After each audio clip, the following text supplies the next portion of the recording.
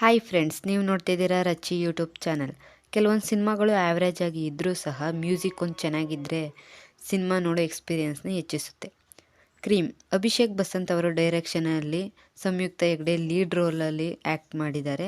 ಅಗ್ನಿ ಶ್ರೀಧರ್, ಅಚ್ಯುತ್ ಕುಮಾರ್, ಅರುಣ್ ಸಾಗರ್ ಮುಂತಾದವರು ಕಾಣಿಸಿಕೊಂಡಿರೋ ಒಂದು ಸಿನಿಮಾ. ಒನ್ಲೈನ್ ಸ್ಟೋರಿ ವಿಚಾರಕ್ಕೆ ಬಂದರೆ, ಅಬಾಂಡನ್ ಅನ್ನೋ ಒಂದು ಶಕ್ತಿಯನ್ನು 8 ಜನರ ಗುಂಪು ಒಂದು ಪೂಜಿಸ್ತಿರ್ತಾರೆ, ಹಾಗೂ ಅದಕ್ಕೆ ಬಲಿಯನ್ನು ಸಹ ಕೊಡ್ತಿರ್ತಾರೆ.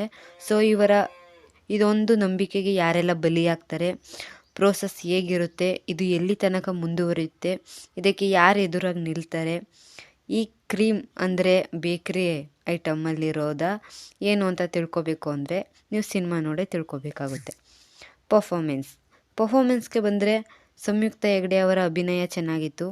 ಈ ಪಾತ್ರ ಅವರಿಗೆ ಸ್ವಲ್ಪ ಡಿಫ್ರೆಂಟ್ ಆಗಿದೆ. ಆ್ಯಕ್ಷನ್ ಸೀಕ್ವೆನ್ಸ್ಗಳು ಸಹ ಚೆನ್ನಾಗಿ ಪರ್ಫಾರ್ಮೆನ್ಸ್ ಮಾಡಿದ್ದಾರೆ. ಅವರ ಕ್ಯಾರೆಕ್ಟರ್ ಚೆನ್ನಾಗಿ ಮೂಡಿ ಬಂದಿದೆ. ಬೋಲ್ಡ್ನೆಸ್, ವೇರಿಯೇಷನ್ ಇವೆಲ್ಲವೂ ಕೂಡ ಚೆನ್ನಾಗಿ ಮೂಡಿ ಬಂದಿದೆ. ಅಗ್ನಿ ಶ್ರೀಧರ್ ಅವರು ಒಂದು ಇಂಪಾರ್ಟೆಂಟ್ ರೋಲ್ನಲ್ಲಿ ಒಂದು ಗಾಂಭೀರ್ಯವಾಗಿ ಕಾಣಿಸ್ಕೊಂಡಿದ್ದಾರೆ.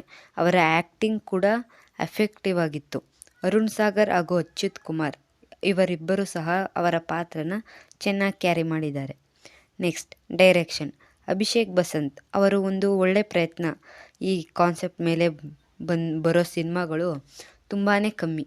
ಟೆಕ್ನಿಕಲಿ ನೋಡೋದಾದರೆ ಮೂವೀಸ್ ಗುಡ್, ಆದರೆ ಒಂದು ಸೀನ್ಸ್ನ ಲೆಂತ್ ಸ್ವಲ್ಪ ಜಾಸ್ತಿ ಆಯಿತು.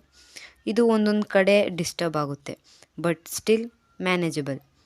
ಸ್ವಲ್ಪ ಸ್ಲೋನೆಸ್ ಇದ್ದರೂ ಸಹ ಸಿನಿಮಾ ನೋಡಬೇಕಾದ್ರೆ ಒಂದು ಫೀಲ್ ಸಿಗುತ್ತೆ. ಆ್ಯಕ್ಷನ್ ಸೀಕ್ವೆನ್ಸ್ಗಳು ಇನ್ನೂ ಸ್ವಲ್ಪ ಚೆನ್ನಾಗಿ ತೋರಿಸ್ಬೋದಿತ್ತು. Next, writing and script. ಇದು ಅಗ್ನಿ ಶ್ರೀಧರ್ ಅವರ ಕತೆ. ಸಿನಿಮಾಗೆ ವೀಕ್ ಪಾಯಿಂಟ್ ಅಂದರೆ ಇಲ್ಲಿನ ಕತೆ ಅಂತ ಹೇಳ್ಬೋದು.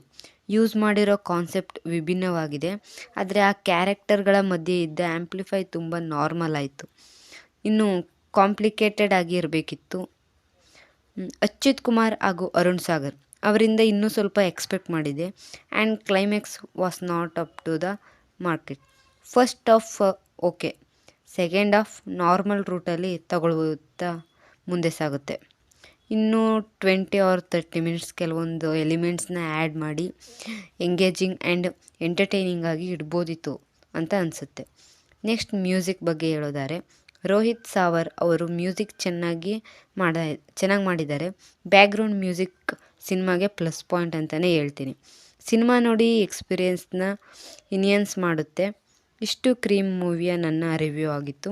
ಇನ್ನು ಯಾರು ನಮ್ಮ ಚಾನಲ್ಗೆ ಸಬ್ಸ್ಕ್ರೈಬ್ ಆಗಿಲ್ಲ, ಬೇಗನೆ ಸಬ್ಸ್ಕ್ರೈಬ್ ಆಗಿ, ಲೈಕ್ ಮಾಡಿ, ಶೇರ್ ಮಾಡಿ, ಕಮೆಂಟ್ ಮಾಡಿ. ಈ ವಿಡಿಯೋ ನೋಡಿದ್ದಕ್ಕೆ ಧನ್ಯವಾದ.